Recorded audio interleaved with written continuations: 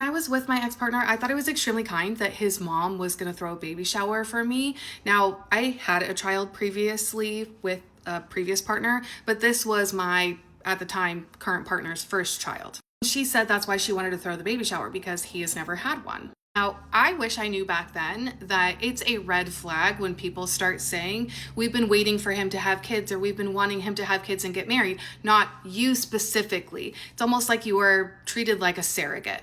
So because I wasn't allowed to talk to my family, not only did my ex and his family pick the date, but they wanted control as to where we were having the baby shower. He seemed very nice in saying that I could choose the theme. Oh, thank you so much. Like with my baby shower, that's so nice of you that I get to pick the theme. After I picked the theme, I thought all I needed to do was tell his mom what the theme was and give her some like direction of where to go with it. And I started sending her pictures and I heard nothing back. Not only were they trying to control where we were having the baby shower, they wanted it at a specific location, which was at like a rec center, if you will, where everybody had their events, like everybody in their family, because they got like a discount. So this was where a wedding was held. This was where somebody else in the family had a baby shower. And I thought like, well, this isn't like unique and specific to me. Why don't we do events at different places? Like what? And I found a winery where we could have the event outside, and it was actually cheaper than this rec center that they wanted me to choose. And they threw a big fit because none of them drink. Which, side note, is hilarious because years after I left this man, do you know where he proposed to his new wife? That's right, at a winery.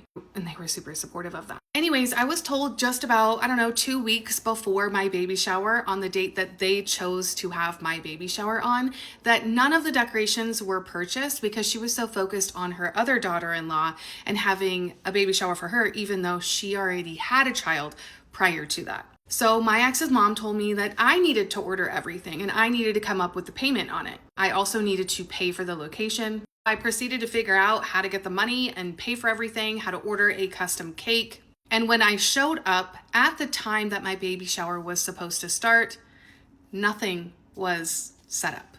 And I was told by my partner at the time, it's no big deal because his family just runs late. This is what happens and I should get used to it. The two friends that I was allowed to invite helped me set up for my own baby shower. And even though my baby shower was fiesta themed and had little cactus cupcakes and had a cute little banner, they decided that my ex's niece was not going to like the food that was prepared at this like 1 or 2 hour event. So they ordered large pizzas and only gave them out to their family members. They didn't offer it to me, even though it was my baby shower, and they didn't offer it to my two friends. And the only reason why I noticed that there were pizza is because one of my friends said, when do we get up to get ourselves some pizza? And I was like, what are you talking about?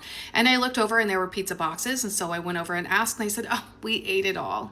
And when I mentioned later that this was very disrespectful because I don't know any person that would go to somebody else's event that you're invited to and bring food, and not just food, but food for other people of this party, but not the person whose party it is for, or for everyone at the party. I was told that I was too controlling and too emotional and I should have just let it go. And I should have known with that event, well, I should have known prior to that, but I should have known that it wouldn't have stopped there. Not only did they ruin my baby shower that they said that they were going to throw for me, but they also ruined the rest of my pregnancy, and they also ruined my childbirth, my labor, everything. These were not enjoyable people to be around. This was not a supportive family. I was not supported during my pregnancy. I was not supported postpartum by my partner and not by their family. I look back at this time and I was heavily convinced that it was me, that it wasn't them, it was not anybody in the family, and it was me. And this is why I stuck it out for so long, because I was consistently trying to keep up with these claims and trying to improve. And then I realized that it wasn't me. And this is something that I had a conversation with my therapist at the time, who identified that it wasn't me and even got my ex's mom to apologize and take accountability for what she did.